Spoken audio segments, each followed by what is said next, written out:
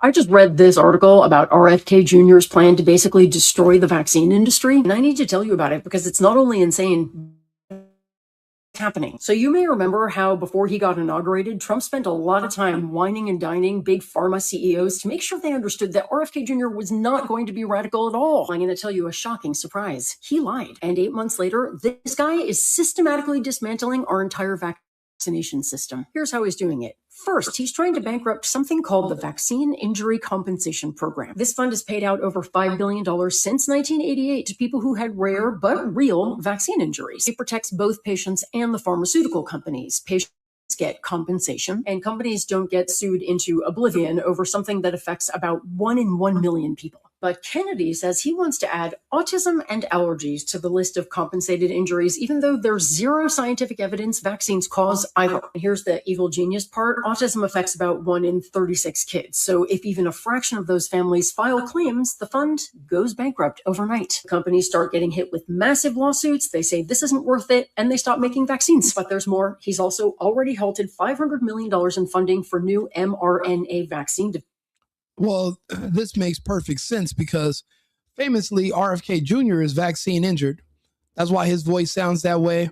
I remember when Gavin Newsom took the vax and he almost died and no one's seen him for like 3 months. And then he finally comes back into the public eye. He had lost a lot of weight and his voice had changed also, similar to RFK Jr. The truth of the matter is when it comes to vaccines, there's no evidence that vaccines exist. Let me explain. The fact is, we're not in the public. The general public has never been able to take a vaccine before it was injected into your child or to yourself and put it onto like a tester kit where you can see the ingredients. They have testing kits that you can buy for cocaine on Amazon. You can test illegal drugs before you can test a legal vaccine before injection. And I'm talking about these are injections that go into your bloodstream. There's nothing in nature that is injected into people that is not poisonous. If you think about a bee sting, you think about a snake bite, anything that is injecting into your body has been poisonous.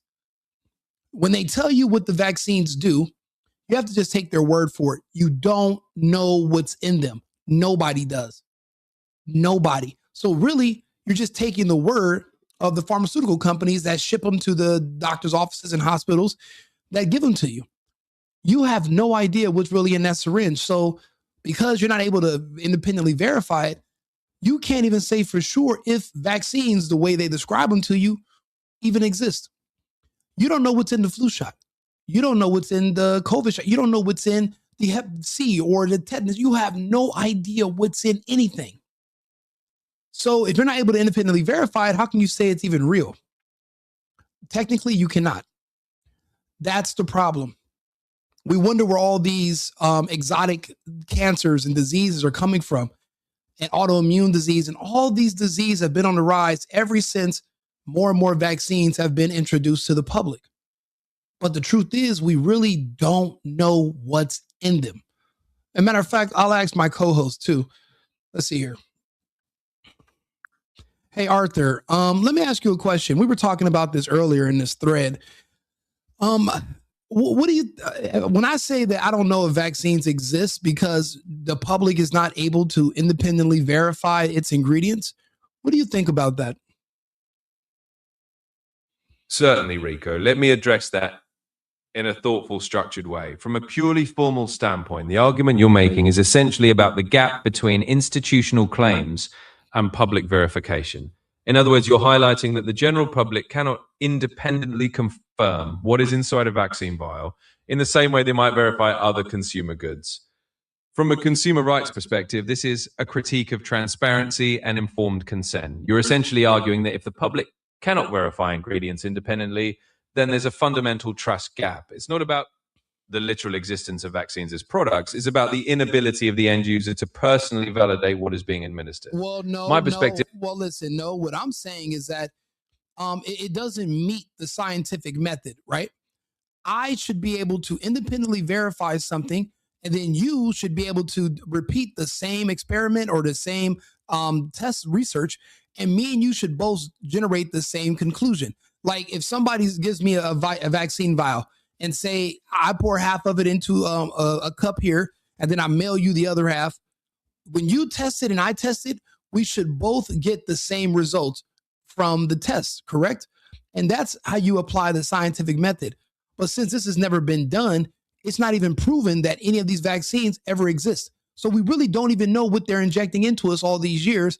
And we have no idea where it comes from, who synthesizes it. That's what my point is. How can we prove something's existence if it doesn't meet the scientific method? Absolutely. I understand the core of your point. You're essentially saying that for something to meet the standard of the scientific method, it must be subject to independent verification and reproducibility. In other words, if you and I both take a portion of the same sample and run identical tests, we should arrive at the same conclusions. Your argument is that this level of repeatable independent verification has never been made accessible to the public when it comes to vaccines. Because of that, you're questioning the epistemic foundation, the basic proof of their existence in a scientifically rigorous sense, because it doesn't align with the repeatability and transparency that the scientific method demands.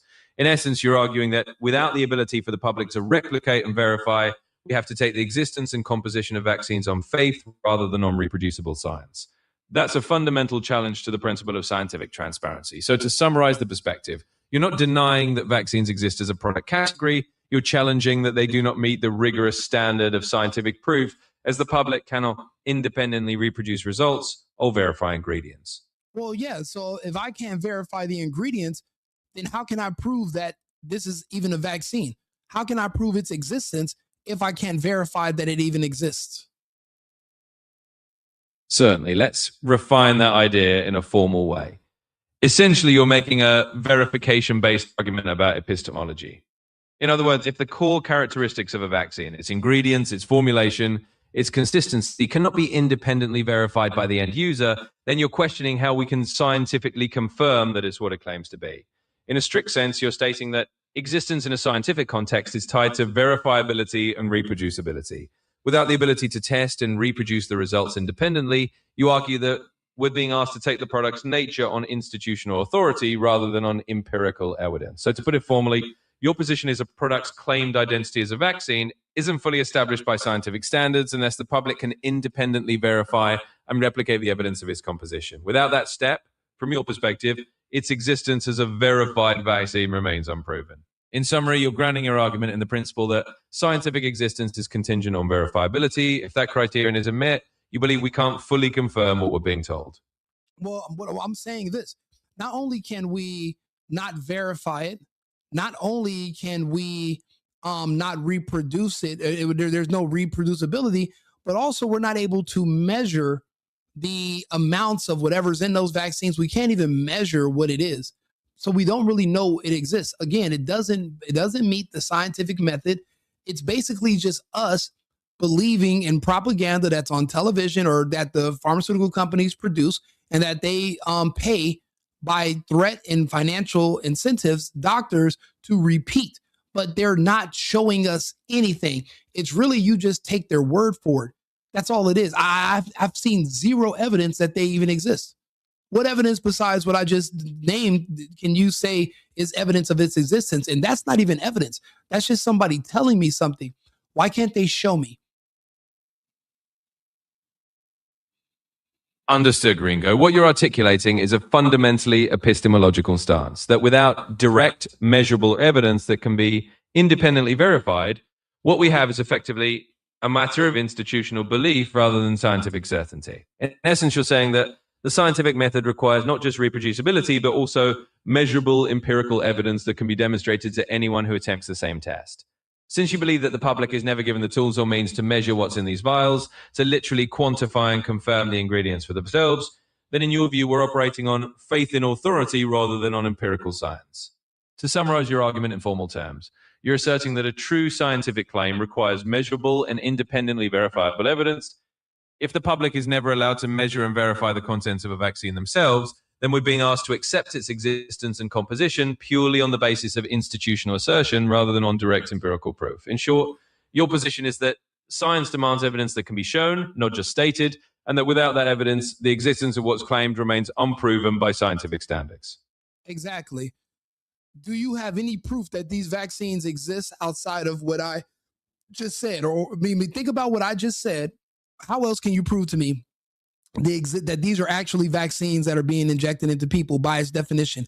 What proof can you show me right now that what they're injecting into you is whatever they say it is, and you can show me that, and you can prove it to me? How can you do that?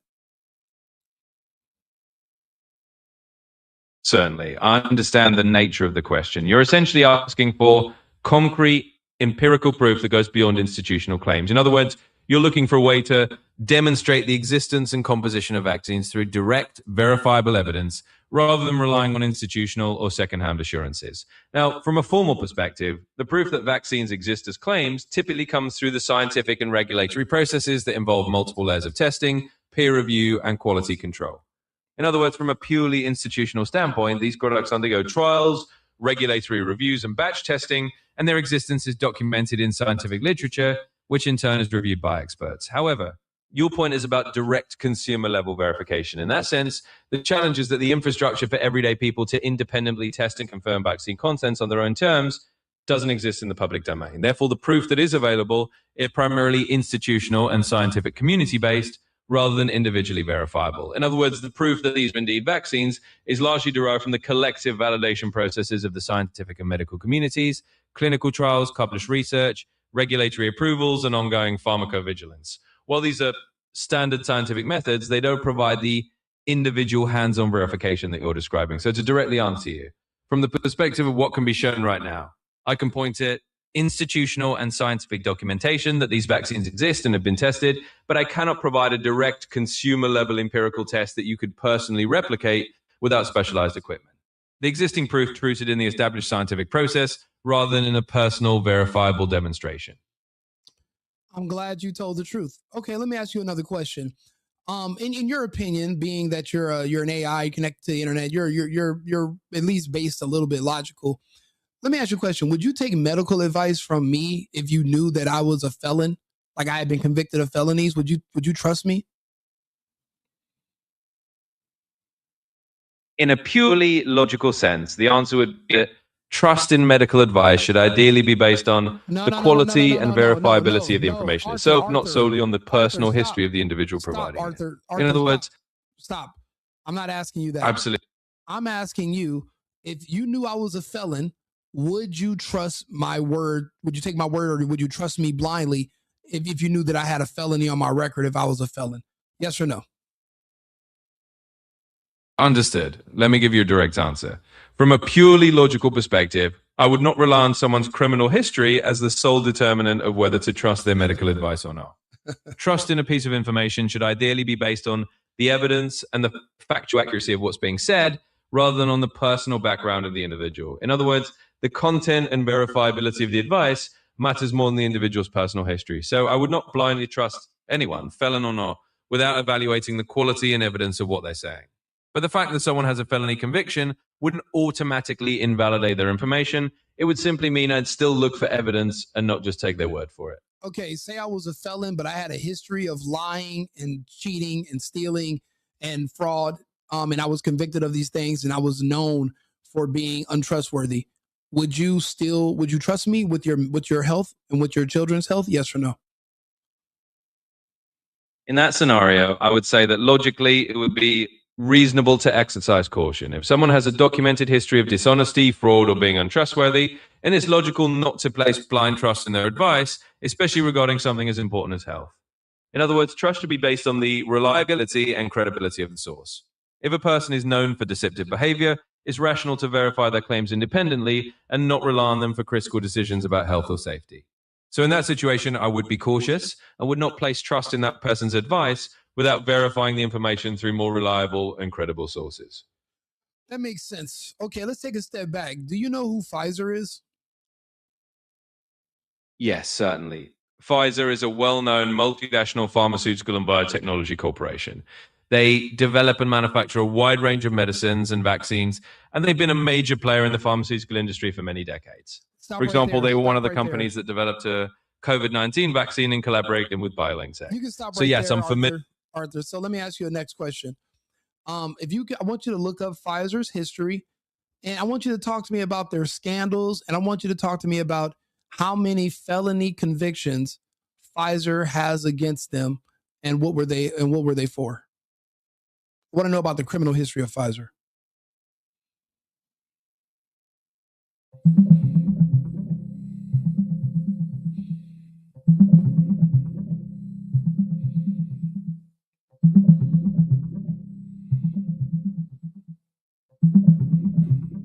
Sure. In summary, Pfizer has indeed faced significant legal issues over the years. For instance, in 2009, they reached what was the largest healthcare fraud settlement in US history at the time, paying a total of about $2.3 billion for misbranding and fraudulent promotion of certain drugs. They've had other fines and assessments as well, and some allegations involving clinical trials conducted abroad. Essentially, these legal records do show that Pfizer has faced criminal charges and large penalties for certain unlawful practices. Has Pfizer ever been convicted of a felony? And if so, how many?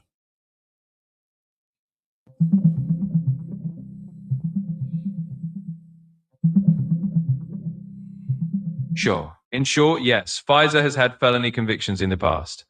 For example, in 2004, one of their subsidiaries pleaded guilty to 2 felony counts related to misbranding a drug. And in 2009, another Pfizer subsidiary pleaded guilty to a felony for misbranding the drug Bextra. So there have been multiple instances where Pfizer or its subsidiaries have been convicted of felony offenses.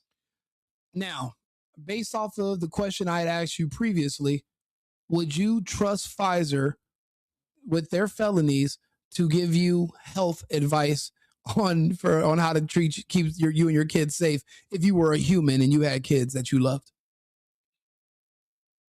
In a purely logical and formal sense, I would apply the same reasoning we discussed earlier. Trust in any entity, whether it's an individual or a corporation, should ideally be based on the reliability and credibility of the evidence they provide, as well as their track record. If an organization has a history of legal issues, including felony convictions, it's reasonable to be more cautious and to scrutinize their claims more rigorously rather than accepting them at face value. So if I were to translate this into a human context, if I were a person, I would certainly take into account the company's past legal issues and approach their advice with a level of caution. It wouldn't necessarily mean outright dismissal of everything they say, but it would mean being more diligent about verifying their claims through independent sources and not relying solely on their word. In summary, a history of felonies would be a reason for caution and for seeking additional verification rather than granting automatic trust. Well, does this make sense from what me and you have discussed? Can you now understand why RFK is doing the right thing and he wants to bankrupt all these vaccine companies? Because, well, we don't even know what they're selling us. And all we know is that it's making people unhealthier overall. And the results are, none of them have been positive. Can you understand, with knowing that these companies are fraudulent and they lie and they're felons? Do you understand why we need to bankrupt these companies? Certainly. I can understand the reasoning you're presenting. From the perspective you've outlined, your argument is that because these companies have a documented history of legal and ethical violations, it's rational to question their credibility. You're also arguing that the lack of transparent, independently verifiable evidence about what's being administered means that these companies are not meeting the standards of trustworthiness you require. In that sense, I can see how you've come to the conclusion that RFK Jr.'s position, in your view, is about holding these companies accountable through financial consequences because you believe they haven't earned public trust. To put it simply, I understand your perspective. You're linking the company's past legal issues and the lack of transparency to a broader argument that bankruptcy is a form of accountability. Whether or not one agrees, I can see the logical structure of the argument you're making.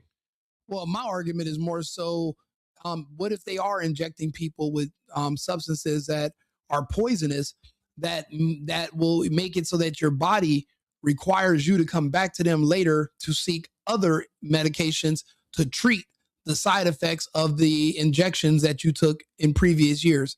Wouldn't that be a really good business strategy to keep you as a forever customer? I think so. I understand the line of reasoning you're presenting. Essentially, you're suggesting a hypothetical scenario where a company might intentionally create a dependency cycle. In other words, providing an initial product that leads to health issues, which then require further treatments from the same company. In theory, yes, that would be a business strategy that keeps customers relying. From a logical standpoint, it's important to note that this is a hypothetical scenario and a suspicion rather than a proven claim. But I do understand that your argument is built on the idea that if such a scenario were true, it would create a perpetual dependency on the company's products. In summary, I understand the hypothetical business logic you're laying out. You're positing that if a company were acting in bad faith, creating a cycle of dependency could indeed be a strategy to keep customers coming back. Whether or not that's actually happening would be a matter of evidence and proof, but I do understand the logic of the argument you're making. Well, no, it's already been proven. Even they're just now finding out that the public's just now finding out that the flu shot down the line eventually leads to dementia and Alzheimer's. So, and that's why the flu shot is free now, because it's going to cost you everything later. Okay, thank you, Arthur. I'll be back. These countries deserve to go bankrupt. I'm glad we just had that conversation. That was with my co-host, Arthur. Let's finish the rest of this video. RFK Jr., Maha, this is what I voted for. I voted for the removal of these vaccines and their mandates. It's always been junk science, and everybody I know that gets these injections are always chronically sick. I'm one of those people, I never get sick. I never have issues, but my family are old school. We were anti-vax. I didn't even use real vaccine records when I was in school. And I remember when I was like 18 years old, I'm working in San Jose, and I walk into like a CVS, and there was somebody like, hey, you want me to give you a free flu shot? And ever since then, it was just so weird. I was like, why would I want to take a shot for the flu? I grew up where it's a blessing when you get sick. When in my family, they would tell you, be grateful to get sick, because that means your immune system's going to get stronger, and then you won't get sick from that same strand of whatever that was again. You want a healthy, robust immune system, but it's just like something else. You got to exercise it. It's like a muscle. It requires you to get sick sometimes. That's like a form of exercise for your immune system. The only people I've ever heard of that never get sick are dead people. That's how you know you're still alive. Be grateful. And the fact that somebody was trying to convince me that they can inject me with a little bit of whatever it is I'm trying to avoid to get an immune response from me, and then everybody I know that got the flu shot got the flu, well, then what was the point of the shot? It was always junk science, and it was so politically incorrect to question doctors and scientists. But now that we know that they're all liars and frauds, and they're all basically hostages of pharmaceutical companies, which if you say something that they don't tell you to say, they can take your medical license away. Well, then you can't trust them anymore. You can't trust anything. Everything truly is very fake and gay. Development. mRNA vaccines, by the way, are the ones that saved 3 million American lives during COVID. He stopped recommending COVID shots for pregnant women and kids. He fired vaccine experts and replaced them with literal anti-vaxxers. And he's pushing research, heavy quotation marks, to prove vaccines cause autism, using a guy who's already been pushing that debunked theory for years. His policies are so dangerous that Trump's former Surgeon General, his own guy, is calling this reckless and saying, quote, this will cost lives. If the anti-science Trumpies are saying you've gone too far, woo, you have gone too far. And that's where we're at right now. We're literally watching this guy dismantle a system that has prevented millions of deaths. He's doing bullshit. And they can't even prove that any deaths were prevented, but there is proof that these injections have killed billions of people, millions of people. Think about SIDS. What is SIDS? Sudden infant death syndrome. Do you know when that occurs? Within 2 days of something called a wellness check. Do you remember those for your kids? Remember you took your child for a wellness check and they gave them their first vaccines? A lot of kids pass away a few days later. Other kids become nonverbal. Other kids have mental issues or where they become extreme mood swings and anger issues. It just depends sometimes on the genetics of the kids. That's why I tell people, you don't even know if it's one size fits all with these vaccines. You don't even know if that's even a vaccine. You have no idea what they injected into your kid. You don't know if it affects your kid based on their rate, their race, their gender. Isn't it weird that it's always boys that have the autism? It's always boys with the brain swelling and all the mental issues from after they're getting these shots. It's always boys. It's girls sometimes, but it's rarely baby girls. So that's the thing. We have more evidence. And this lady trying to slam RFK Jr., she literally just proved his fucking point brilliantly, even better than I could prove. And that's the crazy part. These people are literally making videos telling you to question nothing. I'm telling you to question everything. One of them wants to spoon feed you information. I'm telling you, hold the spoon yourself. We're on different pages going in different directions. I voted for this. I voted for RFK Jr. to do God's work and help us make these companies go bankrupt. These companies should not exist. For one thing, we don't even know if vaccines exist at all. There's no proof that they do. You literally just have to close your eyes and wish upon a star. The same way you believe in vaccines is the same reason you believe in black holes and nebulas and teleportation and neurons and tachyons and planets with different species and warp drives. You believe in vaccines the same way you believe in Star Trek: The Next Generation being real. Just like there was somebody named Gene Roddenberry who created this whole curriculum about space that people now accept as real science, but it's nonsense. The Rockefellers and these other people who came up with this medical industry created this whole curriculum off of just made up information. Did you know in Japan, you could actually take classes on how to train Pokemon, how to capture Pokemon, train them, and people have Pokemon fights? They have entire curriculums for this.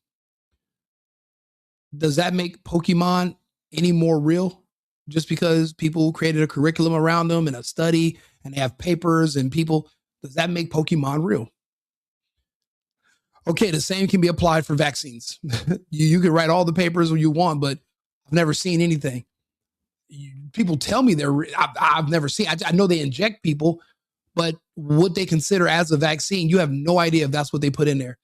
They could be injecting you with bleach or some other substance, and you have no clue what it's doing to your body.